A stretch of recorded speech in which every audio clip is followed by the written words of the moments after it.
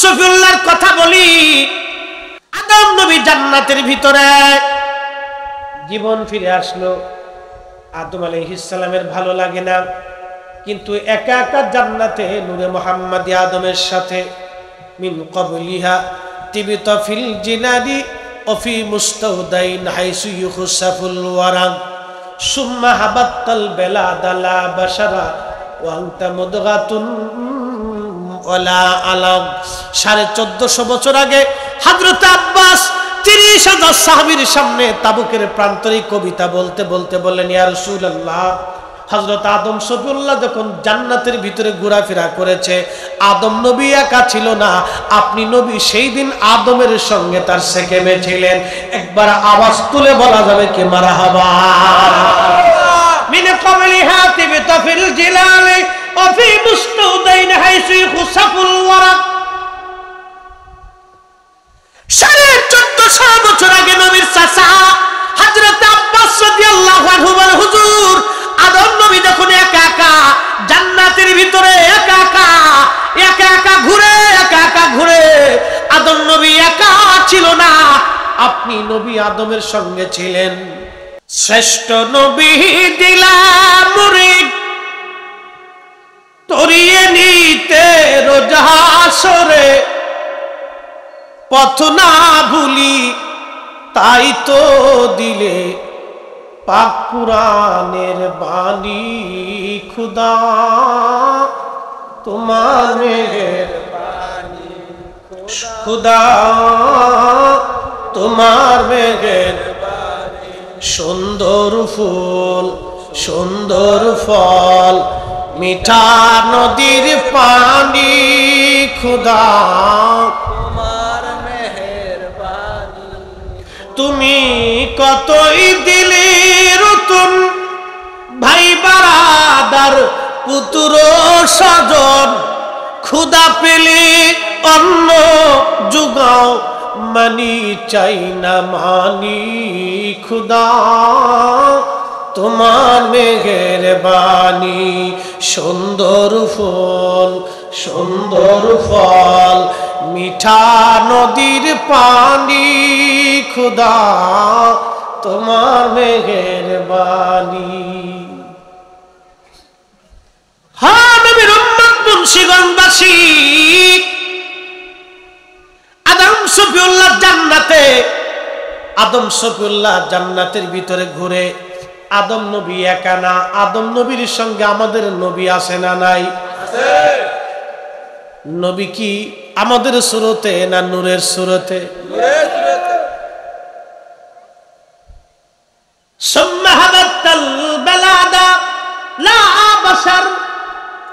নবীজির চাচা বলেন, হুজুর, এরপর আদম শফিউল্লাহ দুনিয়াতে আসলো, আপনি তখন না ছিলেন মানুষ। ওয়ালা মুদগাতুন, না রক্তপিণ্ড, ওয়ালা আলাক, না আপনি গোশতখণ্ড, ওয়ালা আলাক, না রক্তপিণ্ড। ও নবীজি, আপনি সেই দিন নূরে মুহাম্মাদি আদম শফিউল্লাহ জান্নাতে একা একা ভালো লাগে না। আদম আলাইহিস সালামের মন বেজার, এই জন্য আব্বা জানের বয়স হয়েছে, বিয়ে হবে, কিন্তু আব্বার ভালো লাগে না। ও মুরব্বীরা, কথা শুনে যান, ছেলে মেয়ে উপযুক্ত হইলে বিবাহ দেওয়া নবীর সুন্নত। ছেলে মেয়ে উপযুক্ত হলে বিবাহ দেওয়া নবীর সুন্নত।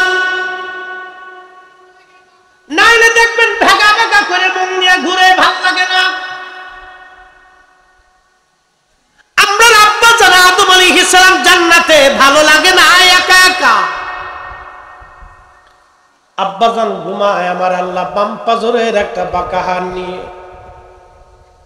আল্লাহ একজন নারী তৈরি করলেন, আমরার মা আম্মা জান হাওয়া আলাইহিস সালাম। অনেক সুন্দর করে আল্লাহ বানাইলেন, নেগেটিভ আর আমরা হলাম পজিটিভ, পজিটিভ আর নেগেটিভ আল্লাহ বানাইলেন। আদম নবী ঘুম থেকে উঠে দেখে জান্নাতে তার পাশে একজন সুন্দরী সুরসী রূপসী পাশে বসে রয়েছে। জান্নাতি পোশাক পরাইয়া ঘন্টা মুড়ি দিয়ে আল্লাহ রাখছে। ঘুম থেকে উঠা আদম আলাইহিস সালাম আর দেরি করে নাই। ব্যাপার কি? আমার পাশে বসে রয়েছে নেগেটিভ, দেখতে আমার মতোই দেখা যায় কিন্তু নেগেটিভ। দেখতে গেছে কাপড় উঁচা করে, দেখি এটা কেডা। আল্লাহ ডাক দিলে, আদম অপেক্ষা করো, দেখার আগে তোমার বিয়ে করাইতে হবে, বিয়ে পড়াইতে হবে। আদম নবী ডাক দেখ, আল্লাহ বিয়ে কি? আল্লাহ ডাক দিলেন, আদম অপেক্ষা করো, ফেরেশতারা যাবে, তোমাদের শাদী পড়ানো হবে। জোরে বলা যাবে কে মারহাবা। এই জন্য আল্লাহ আইন করে দিলেন, মহিলা জাতির মাথা থেকে পা পর্যন্ত ঢাইকে দাও, ওরে ঢাকিয়া রাস্তায় বাইর করো, পর্দার ভিতরে রাখো। মারহাবা বলবেন। এই জন্য পর্দার আইন আল্লাহ করে দিলেন, পর্দার বিধান আল্লাহ পাক করে দিলেন ফরজ। পুরুষের নামাজ পড়া ফরজ, নারীর নামাজ পড়া ফরজ, পর্দা করা তেমন ফরজ। রোজা রাখা যেমন ফরজ, পর্দা করা তেমন ফরজ। হালাল খাওয়া যেমন ফরজ, পর্দা করা তেমন ফরজ। ও মা বোনেরা, আপনারা ভাবেন বেপর্দায় চললে, আপনার সৌন্দর্য দেখাইলে বুঝি ক্রেডিট আপনার বাড়ে? আল্লাহর কসম করে বলি, বেপর্দা নারীর কোনো ক্রেডিট নাই। পর্দাশীল নারীর দুনিয়াও ক্রেডিট আছে, কবরও ক্রেডিট আছে, জান্নাতেও ক্রেডিট আছে। কথা কোন ঠিক কিনা? পর্দাওয়ালা নারীরা জান্নাতে আম্মা জান হাওয়া, হযরত সারা, হাজরা, মারিয়াম, আম্মা জান খাদিজা, আম্মা জান আয়েশা, আম্মা জান সাউদা, হযরত ফাতেমা রাদিয়াল্লাহু আনহুমা, এদের সঙ্গে কিয়ামতের মাঠে তাদের হাসর নাসর হয়ে যাবে।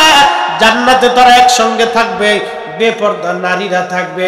ওই আমরা দেশের নায়িকারা যারা অর্ধউলঙ্গ হইয়া, ল্যাংটা স্যাংটা হইয়া, অর্ধউলঙ্গ হইয়া রানতুরা দেখাইয়া, শরীর বডি মানুষের দেখাইয়া যারা পয়সা কামাই করে। আবার বর্তমানে সিস্টেম হয়েছে টিকটক বানাই বেডিরা। হ্যাঁ নারী সমাজ শুনিয়া যান, আদম শফিউল্লাহ আল্লাহ ডাক দিছে, আদম বিয়ে করতে হবে তোমাকে, শরীয়তের একটা আইন তোমাকে মানতে হবে। এই জন্য প্রথমত ছেলে মেয়েরা উপযুক্ত হলে বিবাহ দিয়ে দিবেন। ছেলে মেয়েরা উপযুক্ত হলে বিবাহের ব্যবস্থা করে দিবেন। বাজান খুব মনোযোগ দেন। হযরত আদম শফিউল্লাহ জান্নাতের মধ্যে ফেরেশতারা আসছে বিয়ে পড়ানোর জন্য। আদম তো জীবনে কোনোদিন বিয়ে থা করে না, আজকে প্রথম বিয়ে। আমি আমার যুবক ভাইদেরকে বলবো, রাসূল কারীম দুনিয়াতে আসছে, মিলাদুন নবীতে আমরা যেমন খুশি, নবী পাইয়া খুশি, নবী পাইয়া যদি খুশি হই, নবীর আদর্শ পাইয়া খুশি হওয়া লাগবে। কি কথা বলেন ঠিক কিনা? আজকে এখান থেকে শিখে যাব একটা মাসালা, জীবনে বিয়ে করার সময় নবীর সুন্নত অনুযায়ী বিবাহ করব। নিজের মেয়ে বিবাহ দেওয়ার সময় সুন্নত অনুযায়ী বিবাহ দেব। নিজের বোনকে বিয়ে দেওয়ার সময় সুন্নত অনুযায়ী বিবাহ দেব। যেই পরিবার সুন্নত অনুযায়ী বিয়ে করতে চাবে না, ওই পরিবারের সাথে বিয়ে দেওয়া যাবে না, আত্মীয়তাও করা যাবে না। কি কথা কোন ঠিক কিনা? মনোযোগ দিয়ে শুনিয়া যাক। বিয়ে হতেছে, ফেরেশতারা আসছে বিয়ে পড়ানোর জন্য। ইজাব কবুল চলতেছে। ফেরেশতারা বলল, আদম আপনি আপনার বিবির নামে মোহরানা দেন। আদম নবী বললেন, মোহরানা কি? বলে আপনার পক্ষ থেকে কিছু অর্থ করি। আদম নবী বললেন, আল্লাহর বাড়ি খাই, আল্লাহর বাড়ি ঘুমাই, আল্লাহর জান্নাতে থাকি, অর্থ করি কই পাবো? আল্লাহ ডাক দিছে, আদম টাকা দিতে হবে না, সোনা দানা পয়সা করে দেওয়া লাগবে না। আদম তোমার জন্য একটা সুবিধা, আমার আখিরি নবীর নামে 3 বার, আমার আখিরি নবীর নামে 3 বার, মতান্তরে 11 বার দুরূদ শরীফ পড়ে তোমার বিবি হাওয়াকে মোহরানা দিয়ে দাও। না হয়েছে না? চিৎকার মেরে বলেন আল্লাহু আকবার। বলবেন কি ইয়া রাসূলুল্লাহ? আরে আদম নবী যখন দুনিয়াতে আসেই নাই, তখন আমার নবীর দুরূদ চালু হয়ে গেছে। তাহলে আদমের আগে নবী, নবীর আগে কোন নবী নাই, নবীর পরে কোন নবী নাই। আদমের আগে আমাদের নবী, আমাদের নবীর আগে কোন নবী নাই। যখন সৃষ্টির আদম শফিউল্লাহ দুনিয়াতে আসেই নাই, তখন থেকে আমার নবীর দুরূদ চালু হয়ে গেল। কথা বলেন ঠিক কিনা? আমার নবীর দুরূদ চলবে। কথা বলেন ঠিক কিনা? হাত উঁচা করে বলেন ঠিক কিনা? আলো ফতোয়া আমরা বন্ধ হবে না, মিলাদুন নবী চলবে চলবে। হাত উঁচা করে বলেন ঠিক কিনা?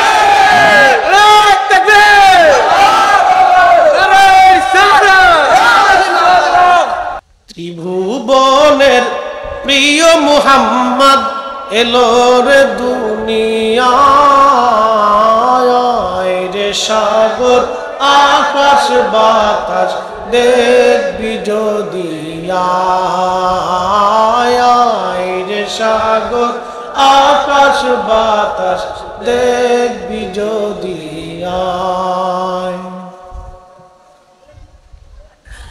আদম শফিউল্লাহর বিয়ে হয়ে গেল, আমার নবীর দুরূদ পড়িয়া দিল মোহর দিয়া। কথাগুলি শুনে যান মুন্সিগঞ্জের মুসলমান। মাছে জিকির করে কার? আল্লাহ। গাছে জিকির করে কার? আল্লাহ। পশু পাখিরা জিকির করে কার? আল্লাহ। আসমান, সাগর, নগর, পাহাড়, পর্বত, চাঁদ, তারা, নক্ষত্র, সূর্য, গ্রহ, উপগ্রহ জিকির করে কার? আল্লাহ। ইউসাব্বিহু লিল্লাহি মা ফিস সামাওয়াতি ওয়া মা ফিল আরদ। আল্লাহু আকবার। আল্লাহ বলেন, হাবিব, সৃষ্টির মধ্যে যা আছে সব জিকির করে আমার তাসবিহ আমি আল্লাহর পরে। তাহলে সৃষ্টির মধ্যে যা আছে সব জিকির করে আল্লাহর। এবার বলেন তো আল্লাহ জিকির করে কার? কোরআন আল্লাহ বললেন, ইন্নাল্লাহা ওয়া মালাইকাতাহু ইউসাল্লুনা আলান নবী। আল্লাহু আকবার। নিশ্চয় আল্লাহ এবং ফেরেশতারা আমার নবীর শানে দুরূদ পড়ে।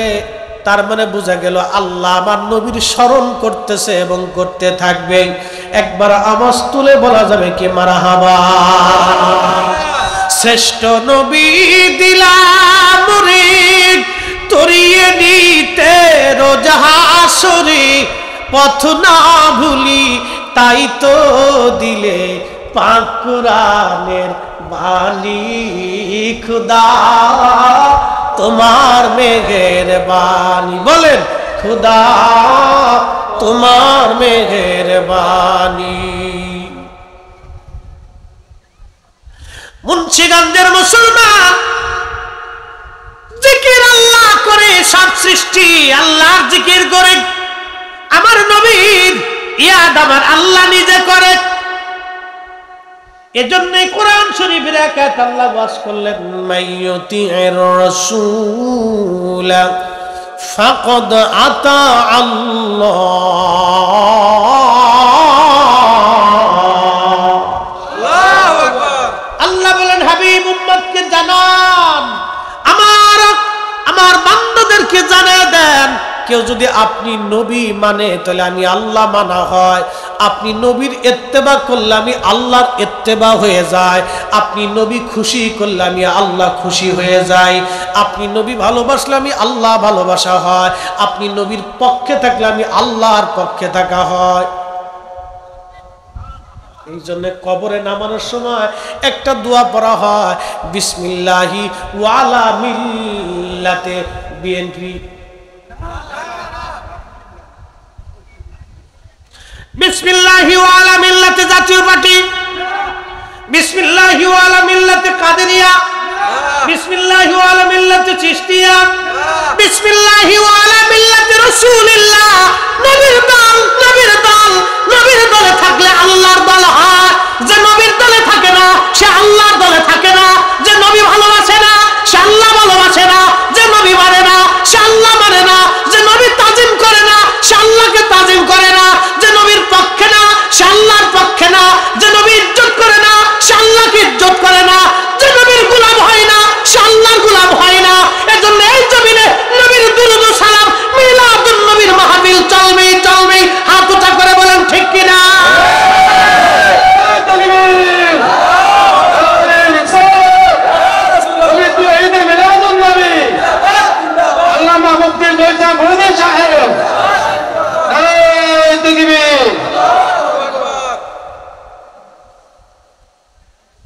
আল্লাহকে যে পাইতে চায় হযরতকে ভালোবেসে আরশ কুরসি লৌহ কলম না চাহিতেই পেয়েছে সে। কষ্ট হয়? আল্লামা ইকবাল বলতেছেন জবে শিকওয়াতে মগজ কোরআন রুহে ঈমান জান দিন হাসতে হুব্বে রহমাতুল লিল আলামিন। মগজ কোরআন রুহে ঈমান জান দিন হাসতে হুব্বে রহমাতুল লিল আলামিন। কোরআনের মগজ বলো, ঈমানের রুহ বলো, ধর্মের প্রাণ বলো, সব কিছুর মূল আমার নবীর ভালোবাসা। নবীর মোহাব্বত যেখানে নাই কোরআন সেখানে নাই, নবীর ভালোবাসা যেখানে নাই ঈমান সেখানে নাই, নবীর ভালোবাসা যেখানে নাই ধর্ম সেখানে নাই, নবীর প্রেম আছে যেখানে সব আছে সেখানে। কথা বলেন ঠিক কিনা?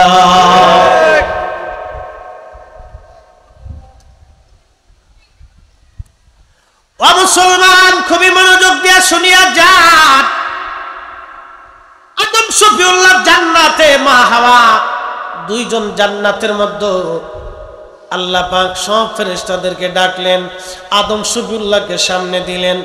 সামনে দিয়ে আমার আল্লাহ বলেন উসজুদু লিয়া আদম, ও ফেরেশতারা তোমরা আদমের দিকে তোমরা সেজদা দাও।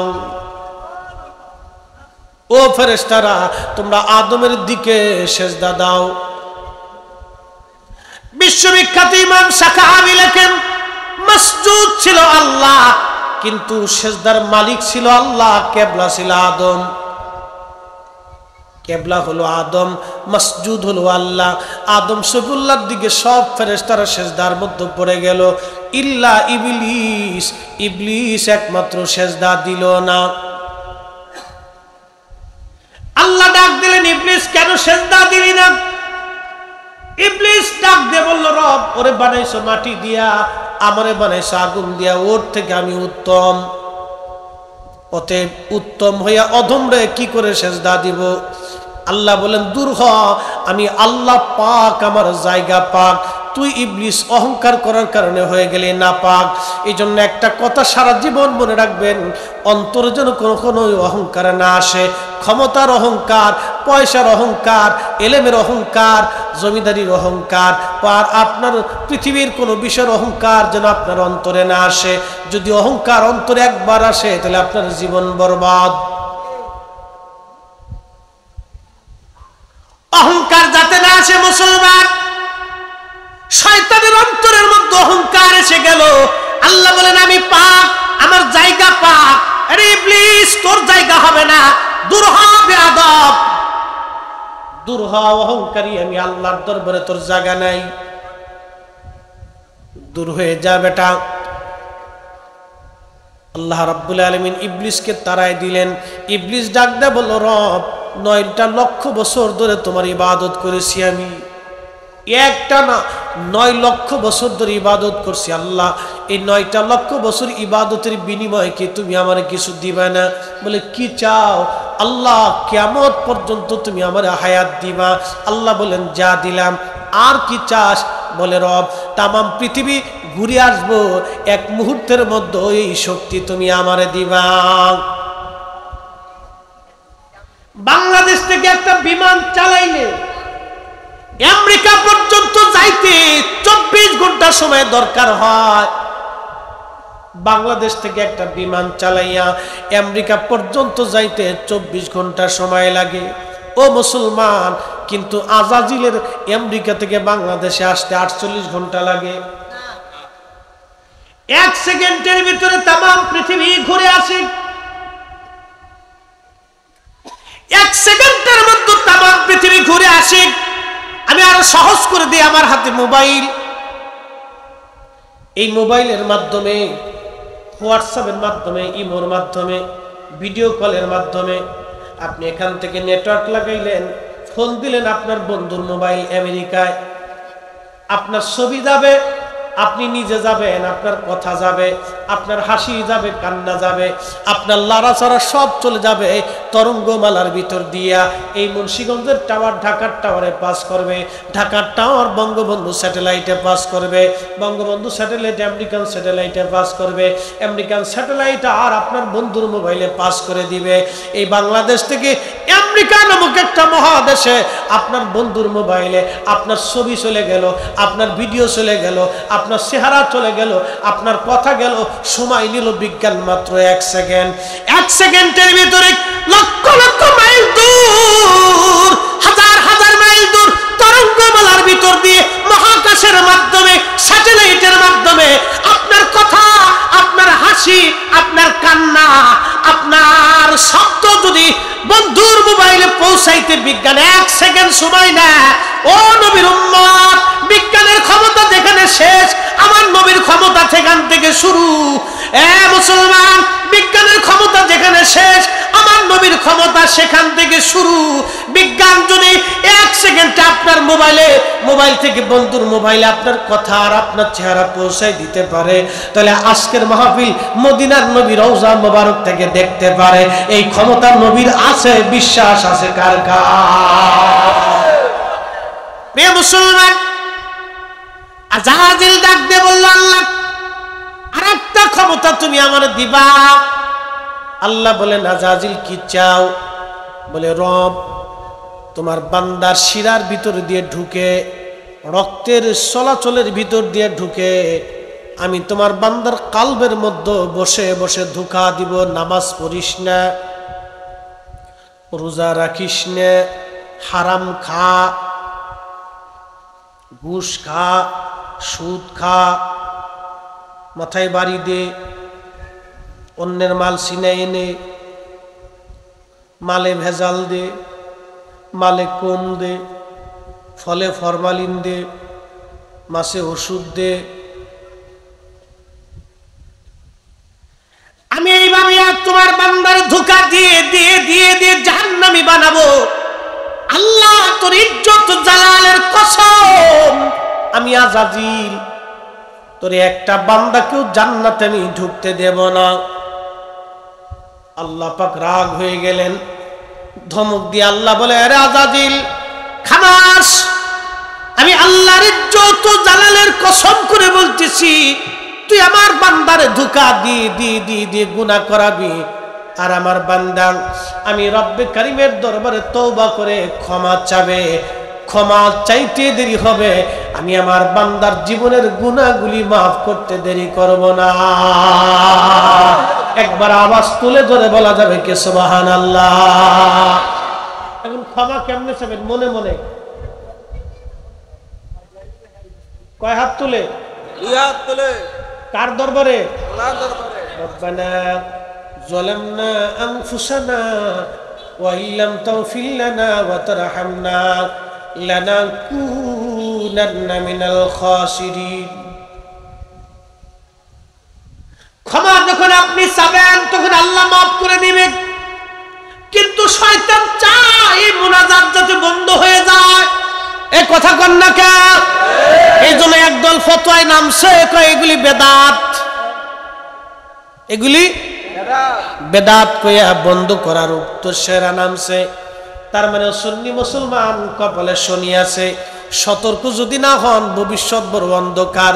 দোয়া যদি বন্ধ হয় আপনার কপাল পুড়বে, আপনার 14 গোষ্ঠীর কপাল পুড়ে যাবে, আপনার বাপ মারও কপাল পুড়বে। বলে হুজুর কারণ কি? দোয়া আল্লাহর দরবারে ভিখারি বেশে হাত না তুললে, ক্ষমা না চাইলে আমার মালিক মৌলা ক্ষমা করবে না। শয়তানের চ্যালেঞ্জ বান্দা ধোঁকা দিয়ে দিয়ে জাহান্নামী বানাবো, আর আল্লাহর চ্যালেঞ্জ আমার বান্দা ক্ষমা চাবে, আমি আল্লাহ ক্ষমা করে দিব। একবার চিৎকার মেরে বলেন আল্লাহু আকবার। আল্লাহুম্মা সাল্লি আলা সাইয়্যিদিনা। মাশাআল্লাহ, আল্লাহু আকবার। আওয়াজ তুলে وعلى آل سيدنا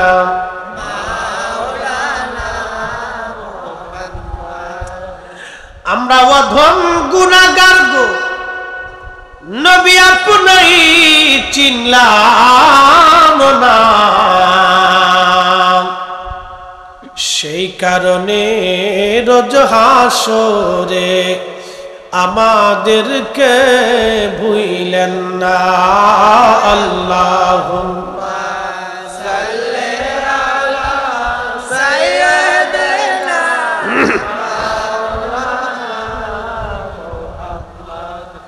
ওয়া আলা আলি সাইয়্যিদিনা।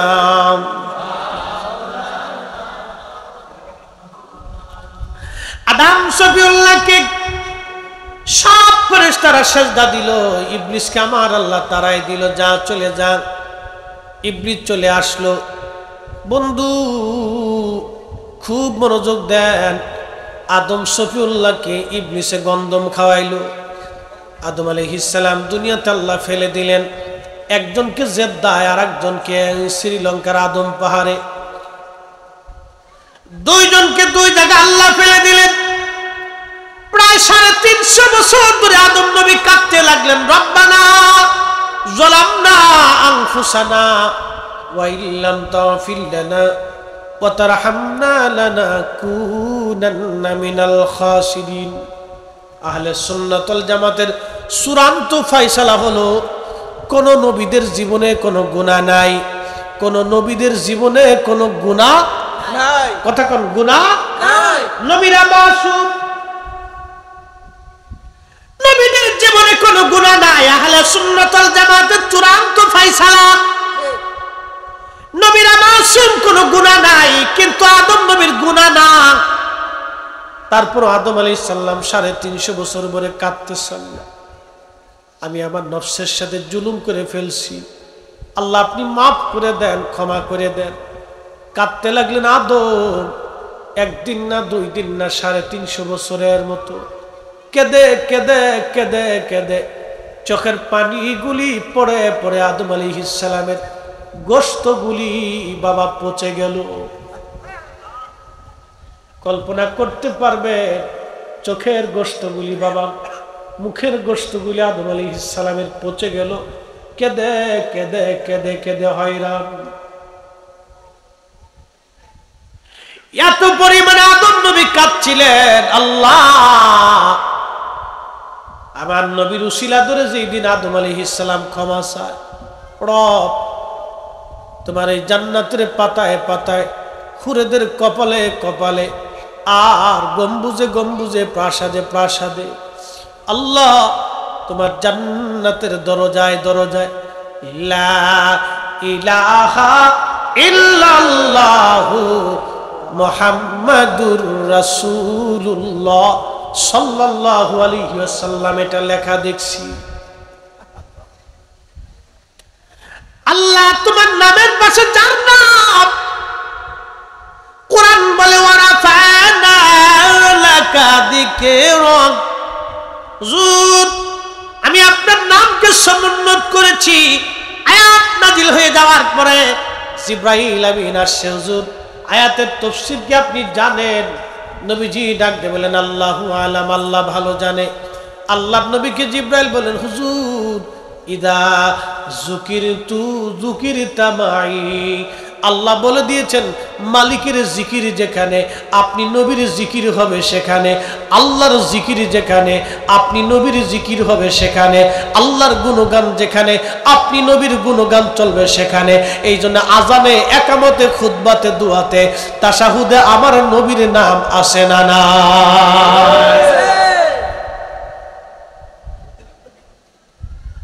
আদম নবী ডাক দিছে, আল্লাহ ওই নামের খাতিরে তুমি আমারে ক্ষমা করো। আল্লাহ রাব্বুল আলামিন সাথে সাথে আদম আলাইহিস সালামের আল্লাহ মাফ করে দিলেন। আসতে হলো না? কষ্ট হচ্ছে না। 1.5 ঘন্টা কিন্তু প্রায় কখন নামাজ? সারা চলবে না ইনশাআল্লাহ? বলেন না ইনশাআল্লাহ? ইনশাআল্লাহ। থাকা লাগবে না, নেকি হয়ে গেছে, নেকি হয়ে গেছে। লাড়াচাড়া করবেন না, চুপচাপ বসে যান, একটু বসেন, বুঝাইতেছি, কাজে লাগবেন। নবীর উসিলা দিয়ে আদমকে আল্লাহ মাফ করে দিল। আসতে হয়ে গেল না? আর একটু জোরে। এবার একটা ঘটনা শোনাবো, একটা হাদিসও আপনাদেরকে শোনাবো, খুব দামি, বুঝতে হবে এটা আমাদের। যারা আমাদের বিরোধিতায় লাগছে, খুব বিরোধিতা, বিরাট বিরোধিতা আমাদের।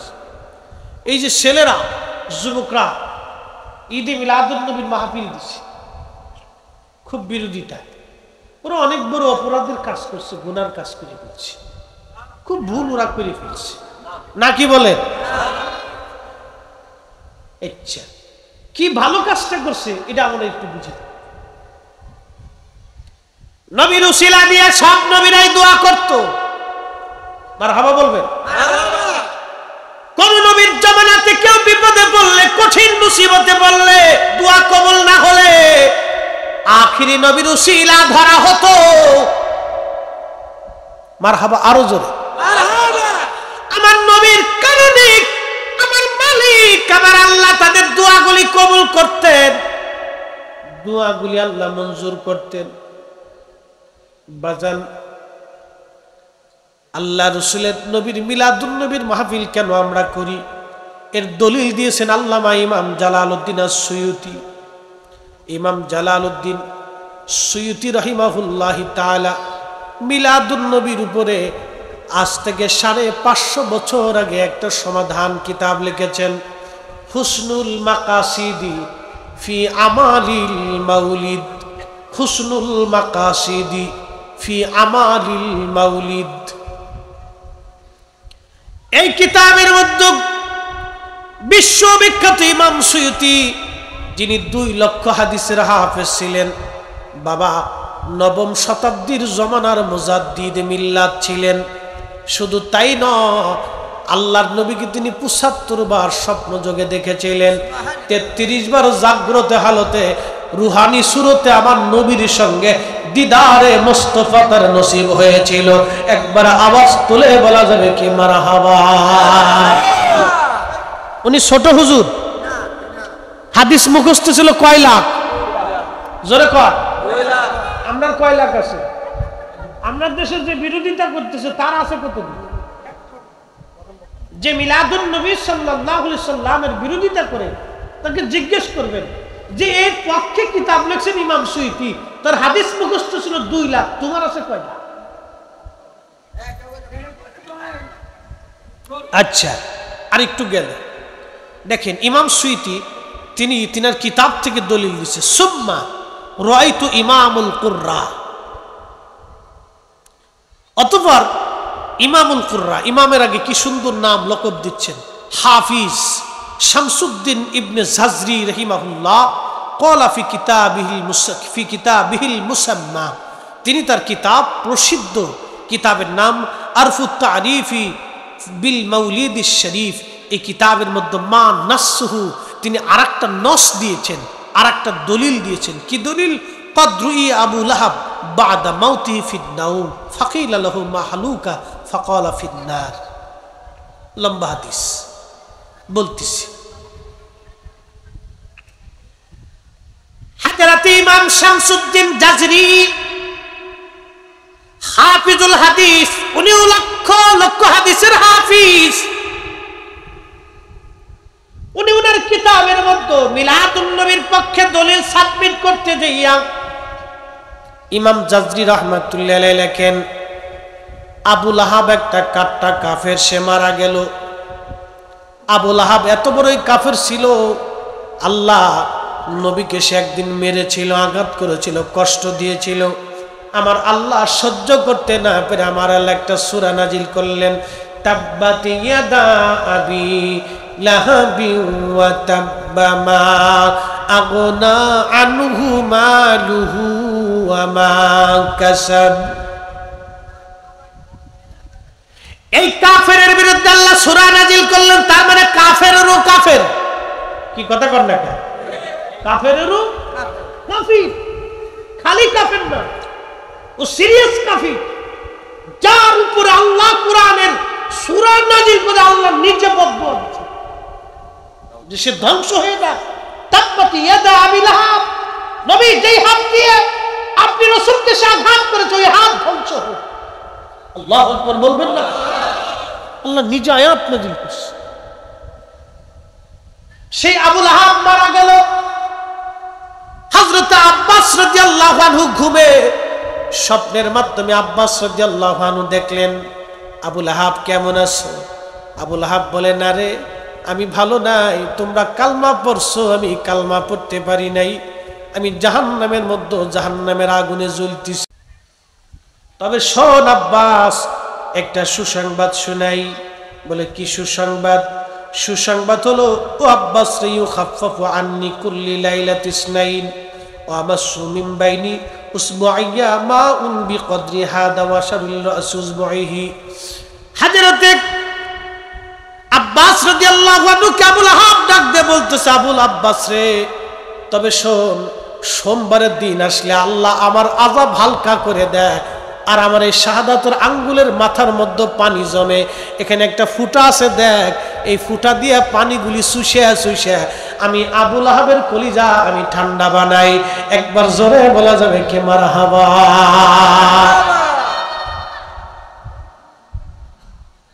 বুঝা যায় না? আসতে হলো না? বুঝা যায়?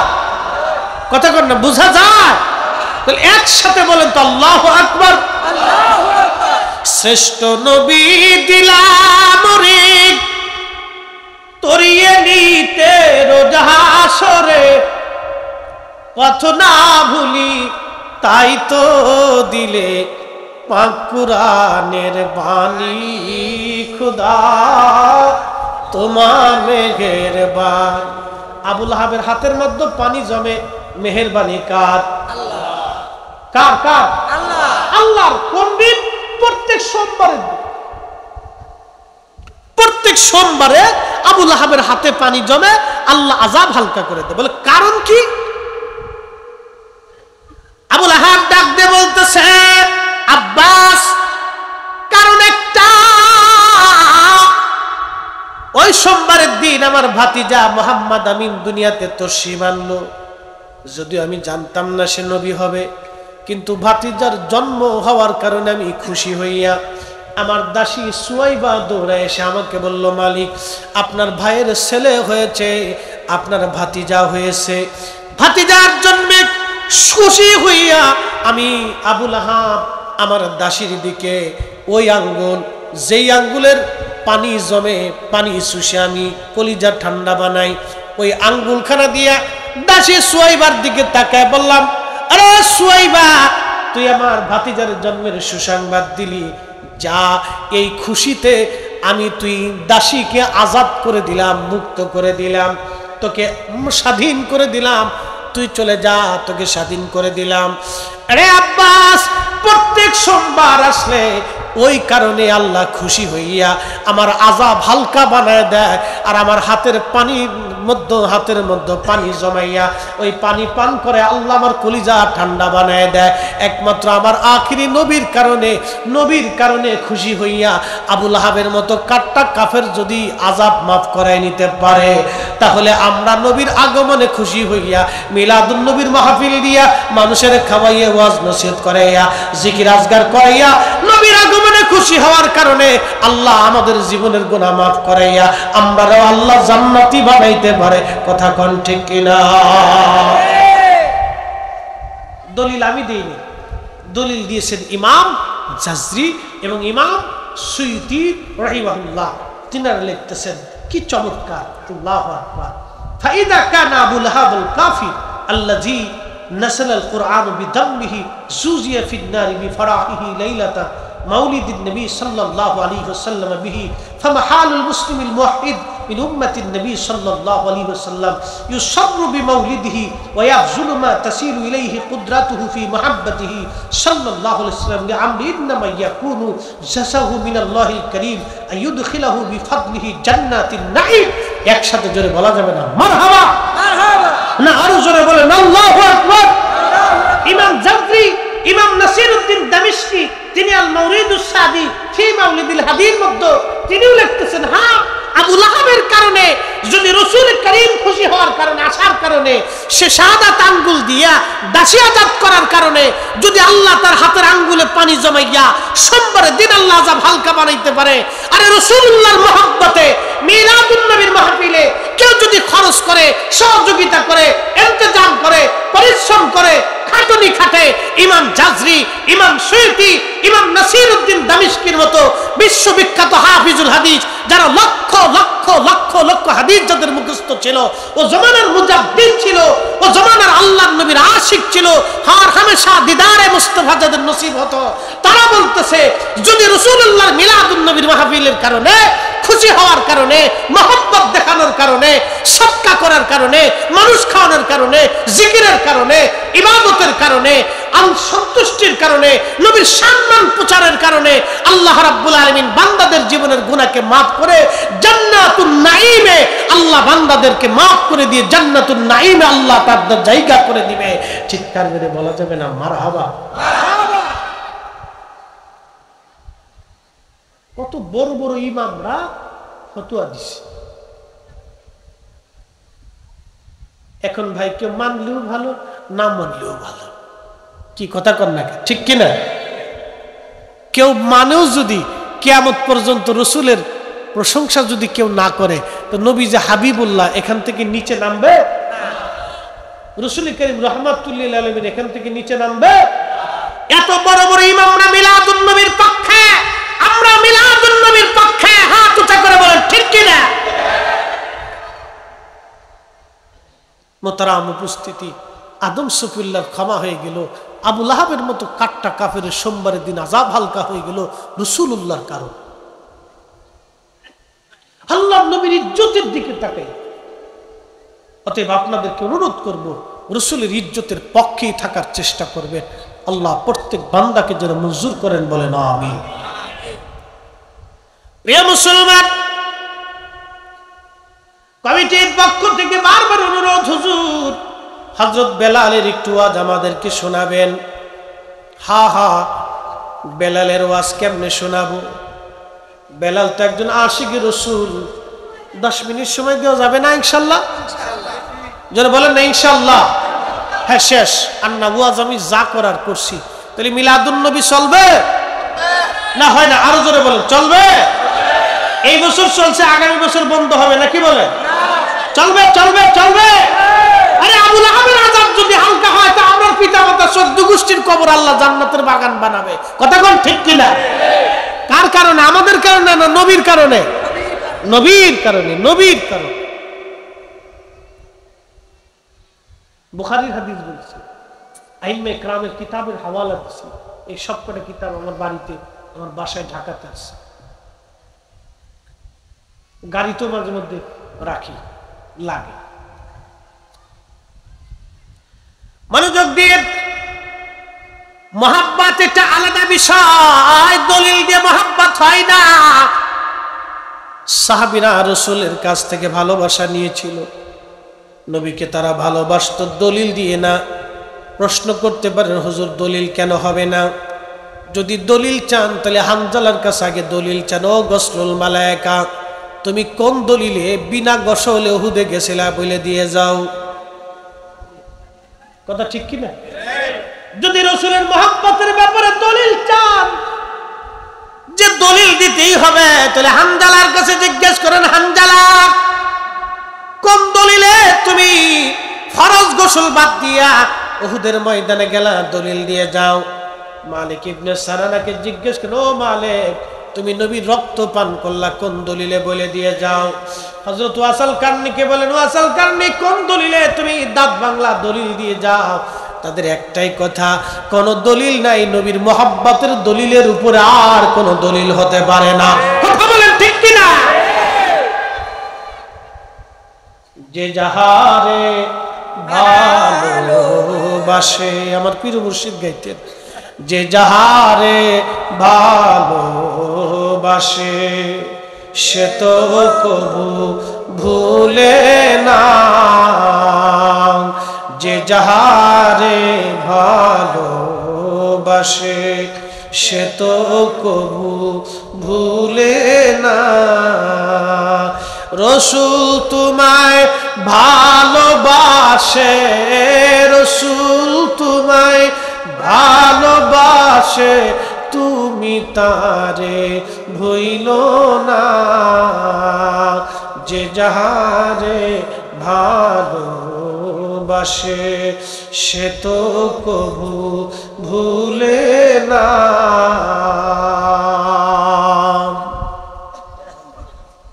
হযরতে বেলাল নবীজির ইন্তেকাল হয়ে গেল। অনেক বড় আশিক রাসূল ছিলেন, ইশকে রাসূল নিয়ে সারা জীবন কাটাইছে। কিছুই ছিল না, চেহারা ছিল না, লেখাপড়া ছিল না। নবী তাকে মসজিদে নববীর মুয়াজ্জিন বানাইলেন।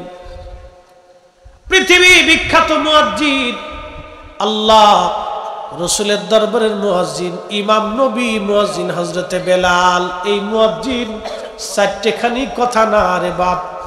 হযরত বেলালের জীবনের একদিনের আযান পৃথিবীর সব মুয়াজ্জিনের আযান আর এক পাল্লায় দিলে হযরত বেলালের এক ওয়াক্তের আযানের ওজনের সমান হবে না। কথা বলেন ঠিক কিনা? আল্লাহু আকবার। হযরতে বেলালের একদিনের আযানের ওজনের সমান হবে না। কারণ কি? বেলাল নবী দেখে দেখে আযান দিয়েছে, রাসূলের সামনে আযান দিয়েছে ইমাম নবী মুয়াজ্জিন বেলাল। নবীর ইন্তেকাল হয়ে গেল বহুদিন, নবীর মসজিদে বেলাল আযান দেয় না। ইন্তেকালের পরে আর বেলাল কখনো আযান দেন নাই। চলে গেলেন সিরিয়ার দামেশকে। ইমাম কিরমানি শরহে বুখারীর মধ্যে লেখেন, চলে গেলেন বেলাল সিরিয়ার দামেশকে। চলে যাওয়ার পরে হযরত আবু বকরের জমানায় বেলাল সিরিয়াতে চলে যাওয়ার পরে রাত্রিবেলা ঘুমিয়ে আছে। স্বপ্নের ঘরে রাহমাতুল লিল আলামিন যে হযরত বেলালের ঘরে নবীজি তশরিফ আনলেন। আল্লাহর নবী ডাকতেছে, কিরে বেলাল, কেমন জুলুম তুমি আমার সঙ্গে শুরু করছো রে বেলাল? কতদিন হলো তুমি আমার জিয়ারতে আসো না। বেলাল, আমি নবীর জিয়ারতে আই রে বেলাল। একটু চিন্তা করেন তো, একজন সাহাবী নবীকে কতটা ভালোবাসা দিলে, মোহাব্বত দিলে। কলিজায় মোহাব্বত থাকলে সাহাবীকে নবী জিয়ারতের জন্য ডাকতে যায়, আয় আয়, কতদিন হলো তুমি আমার জিয়ারতে আসো না। বেলাল, আয়, আমি নবীর জিয়ারতে আয়। বেলালের মতো আশিক যদি আমরা হইতাম, এ দুনিয়ায় নবীর দেখা পাইতাম, এ দুনিয়ায় নবীর দেখা পাইতাম। আল্লাহর নবীর পাগল আশিক রাসূল হযরতে বেলাল শুধু সিরিয়ার দামেস্ক থেকে রওনা করছে। পবিত্র মদিনাতুল মুনাওয়ারা যখন পৌঁছাইল তখন ছিল তাহাজ্জুদের সময়। রওজা শরীফের জালি মোবারক কাঠ দিয়ে ঘিরা। ওই জালি মোবারকের সঙ্গে মাথা ঠেকাইয়া বেলাল গুন গুন করে কাঁদে আর বলে, ইয়া রাসূলুল্লাহ, নবী গো, গোলাম হাজির হয়ে গেছে। ইয়া রাসূলুল্লাহ, গোলাম হাজির, আপনি আসতে বলেছিলেন, আমি আসছি। ইয়া রাসূলুল্লাহ, গোলাম হাজির হয়ে গেছে।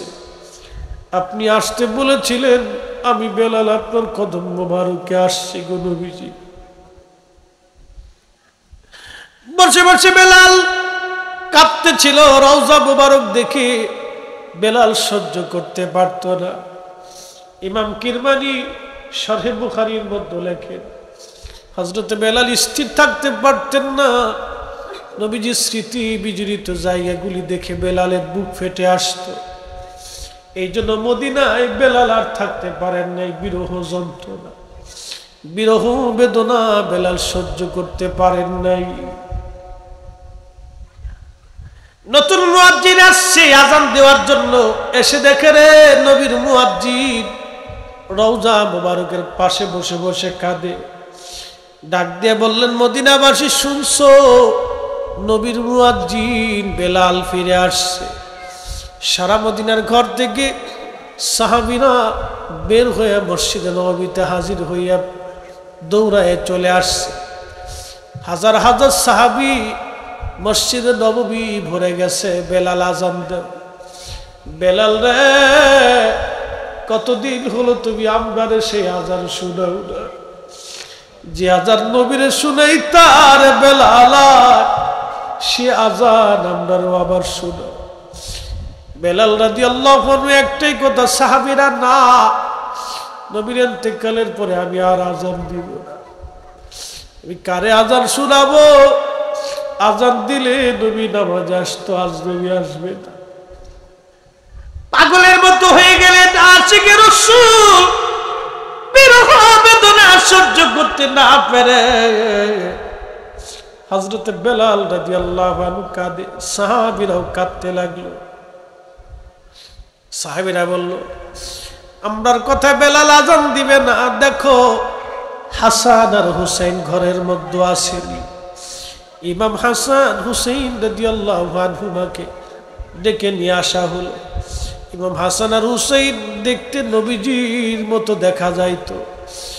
দুইজন ভাই নানার চেহারা পাইছিলেন।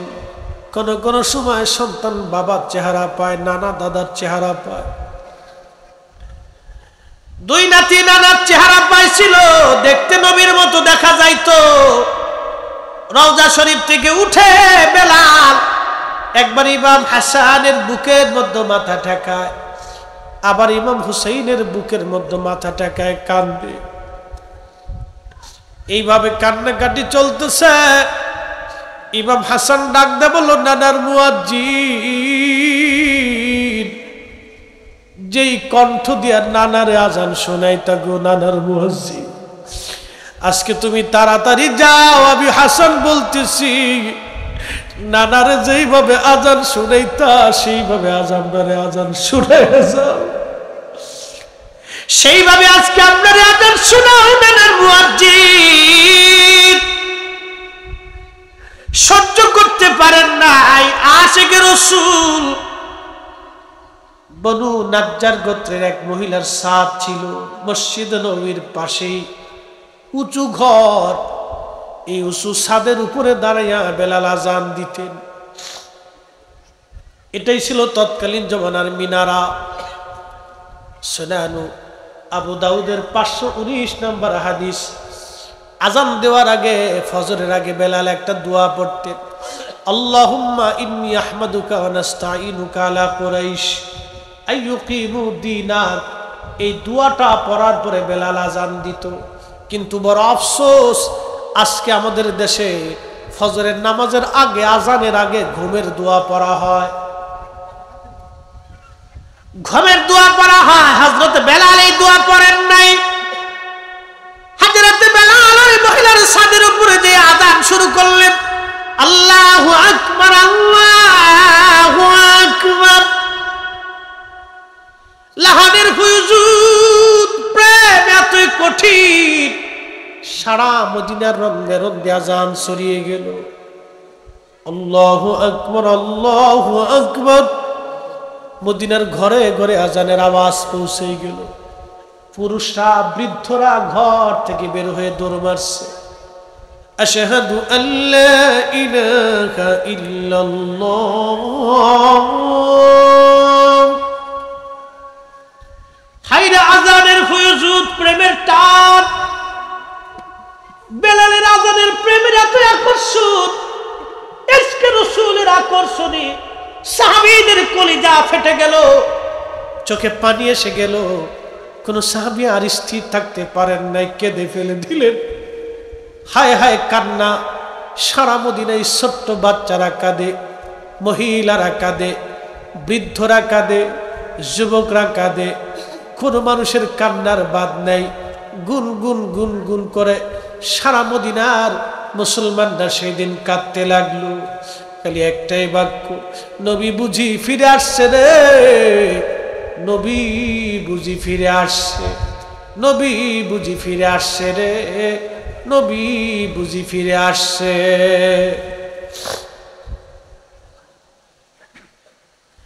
হযরত বেলাল আশহাদু আল্লা ইলাহা ইল্লাল্লাহ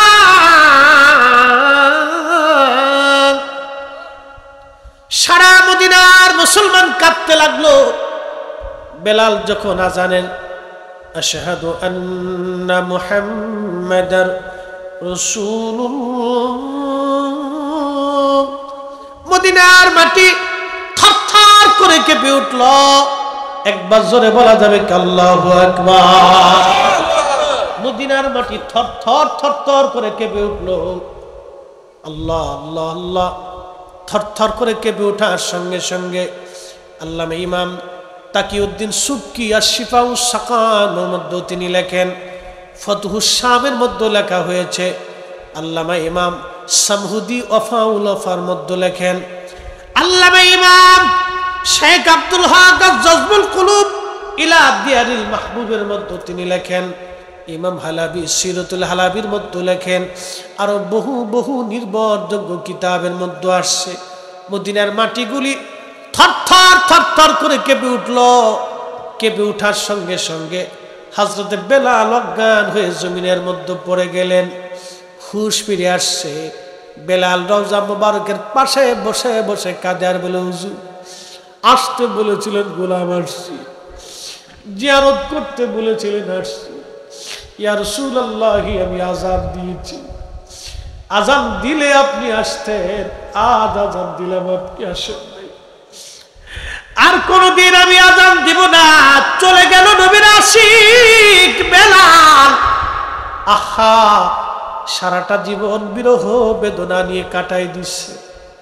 নবীর বিরহ বেদনা নিয়ে সারা জীবন কাটিয়ে গেল বেলাল।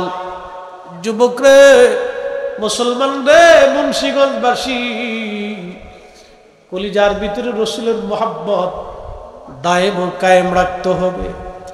একটাই দিক, নবী যেখানে আমরা থাকবো সেখানে, নবীর ইজ্জত যেখানে আমরা আছি সেখানে, নবী নাই যেখানে আমরা নাই সেখানে।